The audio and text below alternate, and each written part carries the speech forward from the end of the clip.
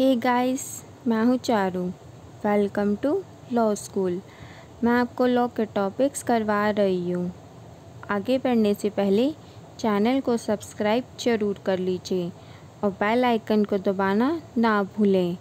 आप हमारा Telegram channel भी ज्वाइन कर सकते हैं, जिसका लिंक मैं आपको डिस्क्रिप्शन बॉक्स में दे दूँगी। गाइस, क्रिमिनल प्रोसीजर कोड की लास्ट वीडियोस में हमने अरेस्ट के प्रोविज़न्स और केस लॉस के बारे में पढ़ा था। अगर आपने अभी तक मेरी प्रीवियस वीडियोस नहीं देखी हैं तो वह भी देख लेना। आगे है case Delhi judicial association officer versus state of Gujarat 1991 supreme court. इस केस में दो इश्यूज़ रेस हुए थे। फर्स्ट है कि क्या पुलिस ऑफिसर द्वारा अरेस्ट कंटेम्प्ट ऑफ कोर्ट होगा। सेकंड है क्या सुप्रीम कोर्ट अपनी सब्सिडरी कोर्ट के डिसीजंस में इंटरफेयर कर सकती है, या अगर कंटेम्प्ट है तो क्या वह उन केसेस की कॉग्निजेंस ले सकती है। इस केस में सुप्रीम कोर्ट ने कुछ गाइडलाइंस दी थी। फर्स्ट है, अगर किसी जुडिशियल ऑफिसर को अरेस्ट किया जाता है तो इस बात का इंटीमेशन डिस्ट्रिक्ट जज या हाई कोर्ट को देना पड़ेगा। सेकंड है, अगर किसी केस में इमीडिएट अरेस्ट की ज़रूरत है तो अरेस्ट फॉर्मल अरेस्ट या टेक्निकल अरेस्ट होना ज़रूरी नहीं है। थर्ड है, अरेस्ट के फैक्ट्स सेशन जज या डिस्ट्रिक्ट जज से इफ़ेक्टिवली कम्युनिकेट होने चाहिए।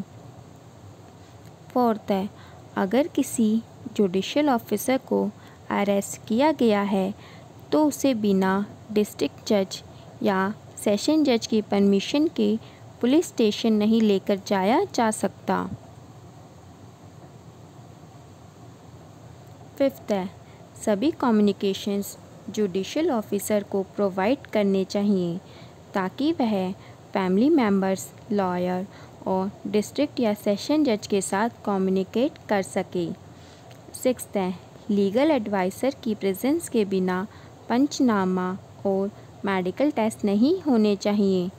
पंचनामा वह डॉक्यूमेंट होता है जो ऑफिसर द्वारा प्रिपेयर किया जाता है ऑफेंस या क्राइम के सीन पर, जिसमें रिकॉर्ड्स और एविडेंसेस मेंशन किए जाते हैं क्राइम सीन पर जो मिले थे।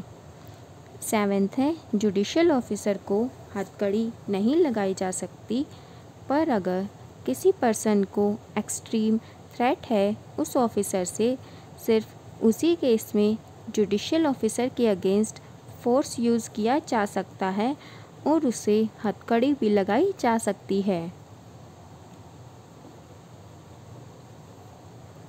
नेक्स्ट केस है सूबे Singh versus state of Haryana. इस केस में कस्टडियल वायलेंस को रोकने के लिए कोर्ट ने कुछ मेजर्स फॉलो करने के लिए दिए थे।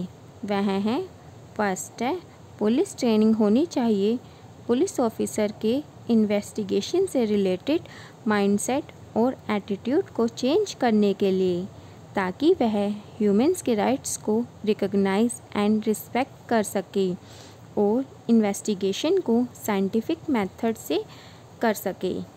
सेकंड है, लोअर लेवल के पुलिस ऑफिसर्स की फंक्शनिंग कंटिन्यूसली उनके सुपीरियर ऑफिसर्स के द्वारा मॉनिटर और सुपरवाइज होती रहनी चाहिए, ताकि वह किसी तरह का कस्टडियल वायलेंस ना कर सके और इन्वेस्टिगेशन लॉफुल मेथड के अकॉर्डिंग ही करें।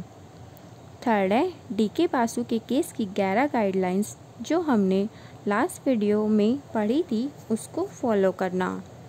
फोर्थ है, सभी क्राइम्स की first information report means FIR को रजिस्टर करवाने का प्रोसीजर सिंपल और फुल प्रूफ होना चाहिए।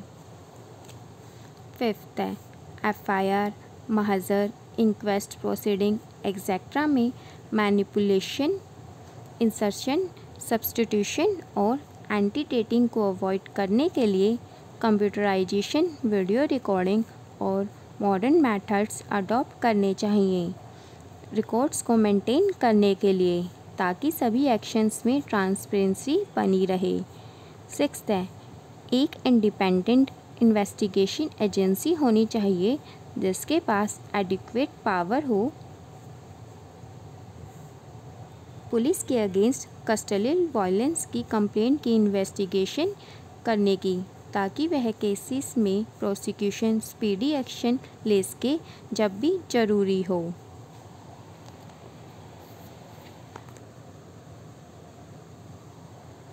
आगे है section 41A। Section 41A, 41B, 41C और 41D ये सेक्शंस 2008 की क्रिमिनल प्रोसीजर कोड की अमेंडमेंट में इंट्रोड्यूस किए गए थे। Section 41A, notice of appearance before police officer. Section 41A clause 1 के अकॉर्डिंग, अगर पुलिस ऑफिसर सभी केसेस जिनमें सेक्शन 41 की क्लॉज 1 में पर्सन्स का अरेस्ट होना ज़रूरी नहीं है, नोटिस इशू कर सकता है पर्सन को डायरेक्ट करने के लिए जिसके अगेंस्ट रीज़नेबल कंप्लेंट आई है या क्रेडिबल इंफॉर्मेशन रिसीव हुई है या रीज़नेबल सस्पिशन हो कि उसने कोई कॉग्निजेबल ऑफेंस कमिट किया है, कि उसे अपीयर होना है जिस प्लेस पर नोटिस में स्पेसिफाइड किया हुआ है।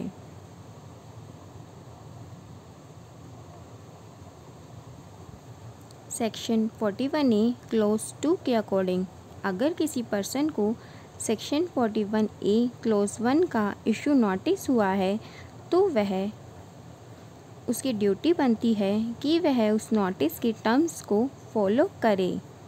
सेक्शन 41 क्लॉज 3 के अकॉर्डिंग, अगर कोई पर्सन नोटिस के टर्म्स को फॉलो करता है तो उसे नोटिस में दिए गए ऑफेंस के लिए अरेस्ट करना ज़रूरी नहीं है, पर अगर पुलिस ऑफिसर को लगता है कि उसे अरेस्ट करना ज़रूरी है तो वह रीज़न्स रिकॉर्ड करके उसे अरेस्ट कर सकता है। सेक्शन 41A क्लॉज 4 के अकॉर्डिंग, अगर पर्सन नोटिस में दी गई टर्म्स को फॉलो नहीं करता या अपनी आइडेंटिटी नहीं बताता, तब पुलिस ऑफिसर कॉम्पिटेंट कोर्ट के ऑर्डर्स को ध्यान में रखते हुए उस पर्सन को नोटिस में दिए गए ऑफेंस के लिए अरेस्ट कर सकता है। इस सेक्शन में आप DK Basu versus state of West Bengal 1997 Supreme Court वाला केस पढ़ सकते हैं जो हमने लास्ट वीडियो में पढ़ा था। नेक्स्ट है section 41B, procedure of arrest and duties of officer making arrest. Section 41B clause 1 के अकॉर्डिंग, सभी पुलिस ऑफिसर अरेस्ट करते हुए सेक्शन 41B क्लॉज A अपनी एक्यूरेट, विजिबल और अपने नाम की क्लियर आइडेंटिफिकेशन देंगे ताकि उनकी आइडेंटिटी क्लियर हो सके अरेस्टेड पर्सन को। Section 41B clause B arrest का मेमो तैयार करेंगे जो फर्स्ट है, कम से कम एक विक्टिम द्वारा अटेस्टेड हो जो कि मेंबर ऑफ फैमिली हो सकता है अरेस्टेड पर्सन का या लोकेलिटी का जहां अरेस्ट हुआ है वहां का कोई रिस्पेक्टेड पर्सन भी हो सकता है। सेकंड है, और वह अरेस्टेड पर्सन द्वारा काउंटर साइंड भी होना चाहिए। सेक्शन 41B क्लॉज C के अकॉर्डिंग, अगर अरेस्ट का मेमो फैमिली मेम्बर द्वारा अटेस्ट नहीं किया गया तो अरेस्टेड पर्सन को इन्फॉर्म करा जाएगा कि उसके पास राइट है कि वह अपने किसी फ्रेंड या रिलेटिव को अपनी अरेस्ट की इन्फॉर्मेशन दे सकता है।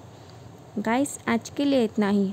अगर आपका कोई क्वेश्चन हो या कोई डाउट हो तो आप मुझसे कमेंट बॉक्स में पूछ सकते हैं। क्रिमिनल प्रोसीजर कोड की नेक्स्ट वीडियो में हम अरेस्ट के बचे हुए प्रोविजंस के बारे में पढ़ेंगे। वीडियो अगर अच्छी लगी हो तो लाइक ज़रूर करना और अपने फ्रेंड्स के साथ शेयर करना मत भूलना। Thank you guys.